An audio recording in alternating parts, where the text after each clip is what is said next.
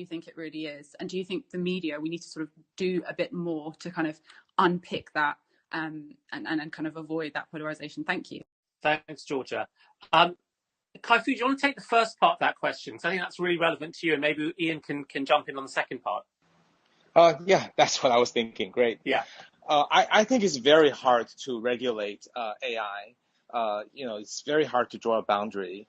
And the way that the White House has basically defined AI, if you look at the list of things that are protected, it's basically everything. And that makes it almost impossible because so much of it is already in the open source and millions of people already understand aspect of it. So I think any effort to I think not putting a boundary and calling everything AI is a disaster because AI is like electricity and internet. Eventually, everything has AI. Then there will be a disaster in terms of the export control in the future. Drawing a boundary is also terrible because it's very hard to draw one, and one is necessarily arbitrary.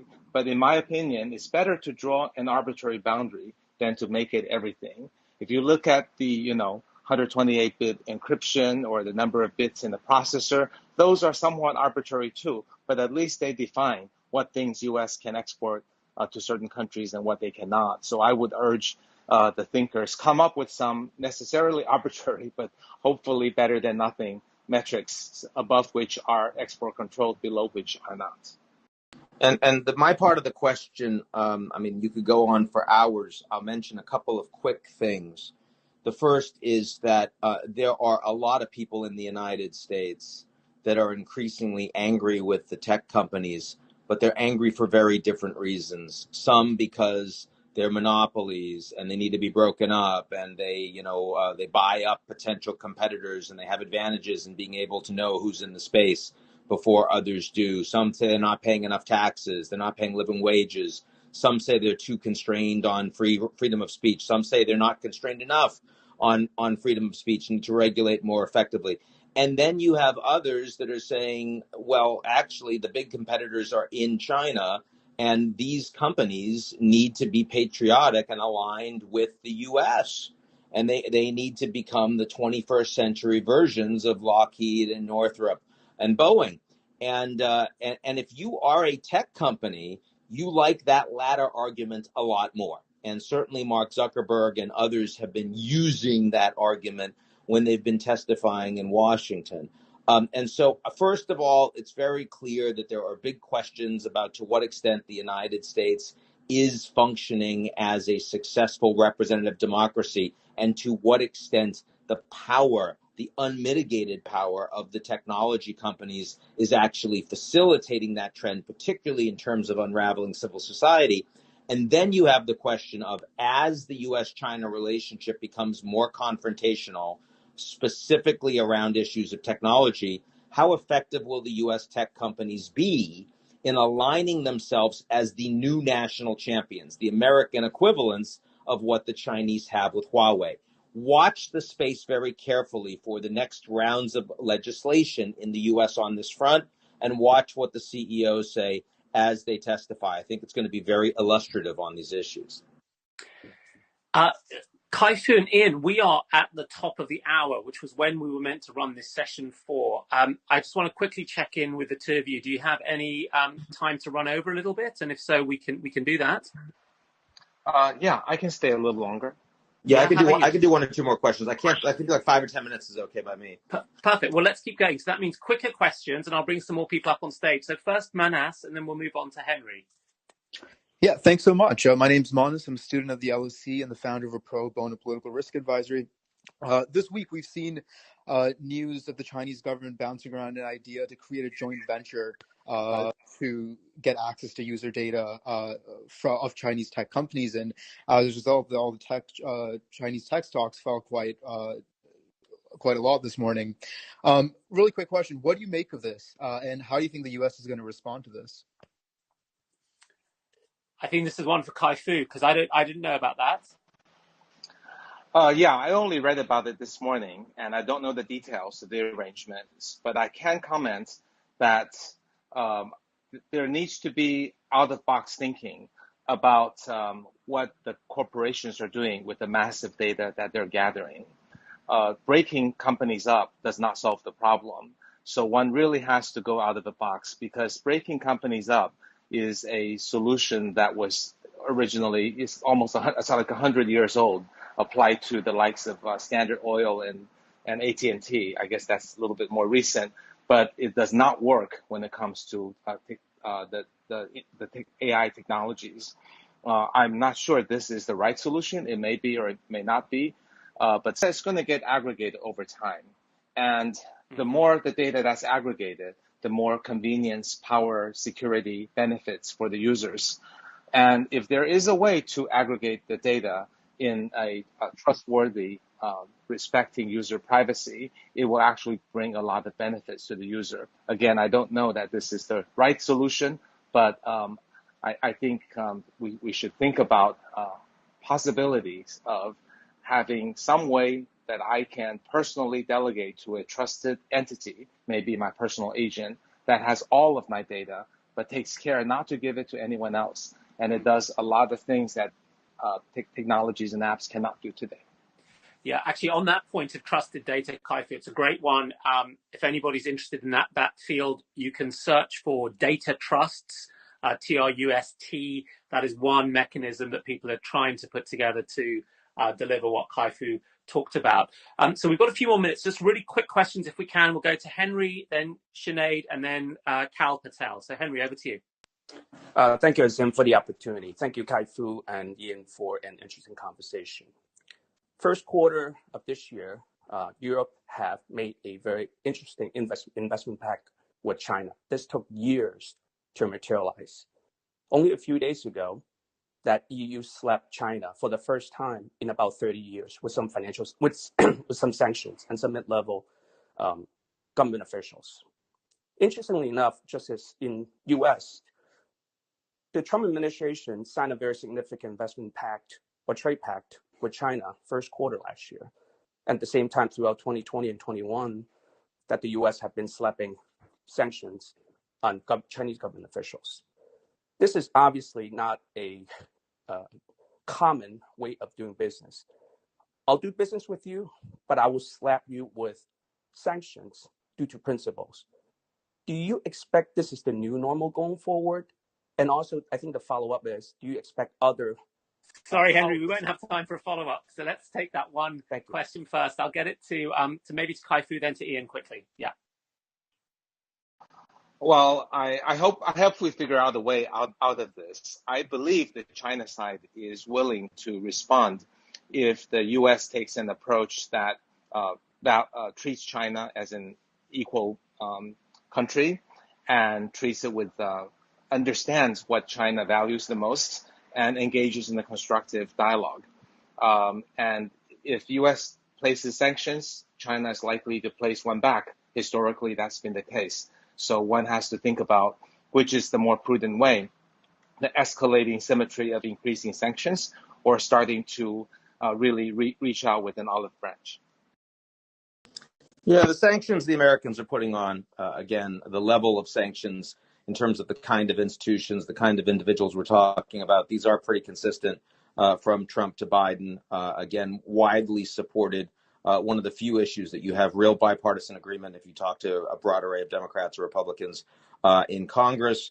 The fact that the Europeans are joining with the U.S. does definitely reflect a more multilateral and considered approach, but that is not going to stop the Europeans next year, in my view, from going ahead and ratifying the EU-China investment deal. And, you know, as much as the Americans were upset, incoming Biden administration, hey, how come you did that without talking to us? When we did the phase one trade agreement, we didn't reach out to the Europeans and say, hey, you guys okay with this? We're negotiating with Beijing. You know, the reality is that there is a what's good for the goose is good for the gander. And the Europeans do not see China as their principal national security threat, particularly after Brexit. The UK is the country that is most aligned with the United States in Europe on issues of security and political integration. They're gone, and their relationship with the EU is increasingly fractious. Where the United States will have much more success in coordinating policy vis-a-vis China is with the Quad. The Secretary of Defense out in India just this week trying to build that. The Japanese prime minister absolutely views the United States as critical in helping to balance against perceived encroachments, real and illusory, from China. Ditto Australia. And there will be other countries that will be more aligned with that over time. So again, I don't think this is equally, and in South America, America's backyard, actually China is increasingly the dominant trade partner with most of those countries. And so the U.S. efforts, for example, to keep Huawei out of 5G, virtually no countries in South America will accept that or will align with that. So I think it's a pretty variegated picture. Thank you, Ian. Let's move over. I think, Sinead, you're up next, and then we'll go on to Cal. Thank you. Yes. And my question is, as the many countries in the West start to wake up to big tech and some of the issues with data, social engineering, etc., do you think China's Belt and Road, and more specifically its digital Silk Road, has secured it a competitive advantage against regulation going forward by other international countries? Okay, thank you. Kaifu. Yeah, the Silk Road is still largely over classical infrastructure, bridges, roads, 5G, and so on, and hasn't really reached into this area. I think if you look at the countries that are looking at working with and partnering with China, their primary needs are still in the traditional needs. So the digital aspects have not taken off, and once they do take off, we'll see what happens. But I think, as we know, the penetration of digital technology is been very uneven. I think we'll need a few more years to see that. Most of the effort is still on traditional things. Ian, any view on that one quickly?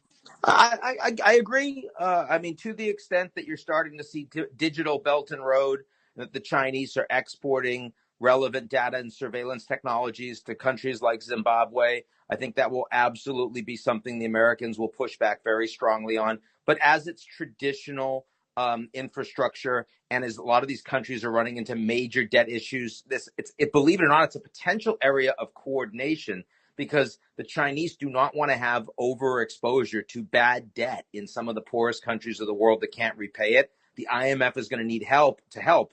And the Americans are saying, well, we don't want to give money to help pay down Chinese debt, but it's in no one's interest for these countries to fall apart. So I think that through the IMF, through the World Bank, through the UN, there's going to be fruitful multilateral engagement between the Americans and the Chinese.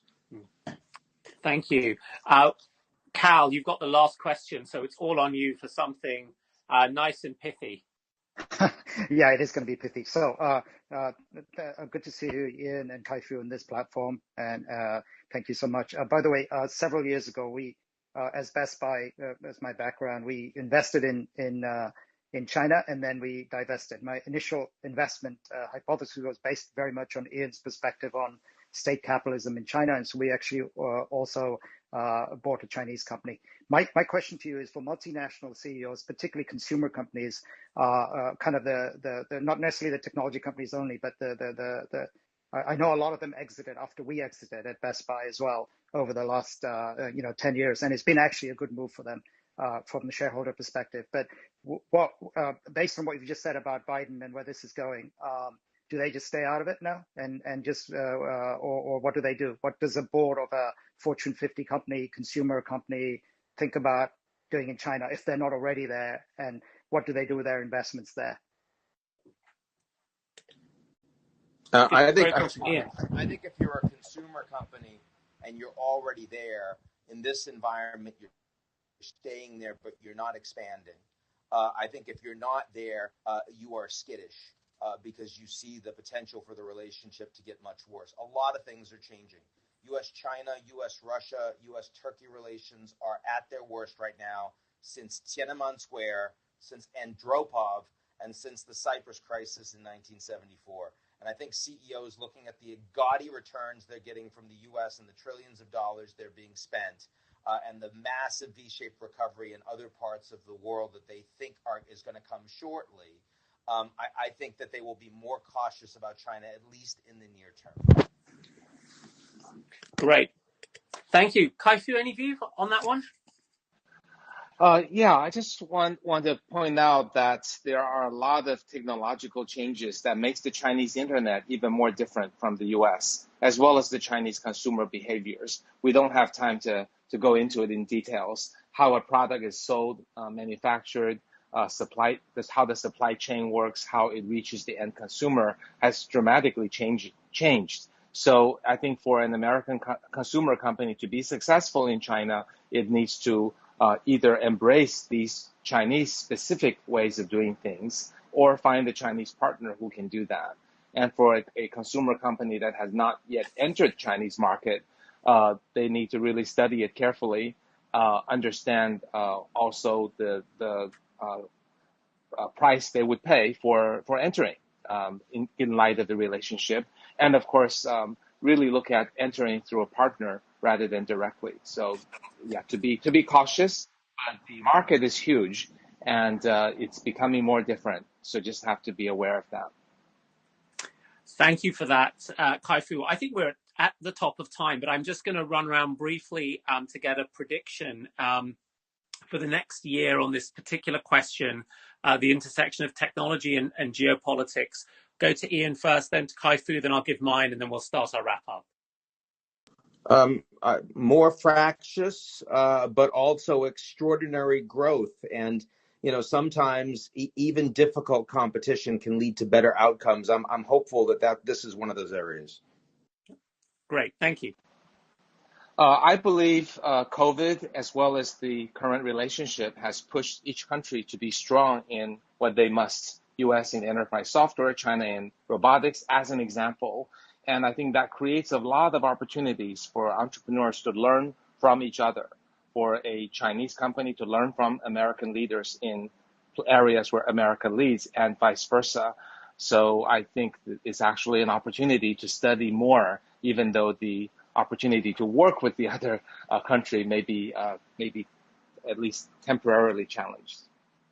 And, I'm going to just fly the flag for a little country off the coast of Europe. And I think this strange time of COVID, on the back of having an incredibly vigorous technology industry, marks a real opportunity for the UK technology industry in a force to break free of Europe. So one of my predictions would be to watch what happens there. Now, I've almost forgotten one last thing. So I've got my book coming out in September this year, but I think, Kaifu, you've also got a book coming out in September. So why don't we get just sort of 5 seconds on what your new book's about? Yeah, my new book is predicting what the future will be like in 20 years, written as stories, 10 stories about the future, with a partner who is a award-winning science fiction writer. That's wonderful. Well, hopefully we're going to give everybody something good to read between us in September. I guess we should let people get on with their days. It's late for you, Kaifu. Ian, thanks very much for making the time this morning, your time. Great being with both of you guys. Thanks, everyone, for joining. Yeah, thanks. You. Bye-bye. Bye-bye.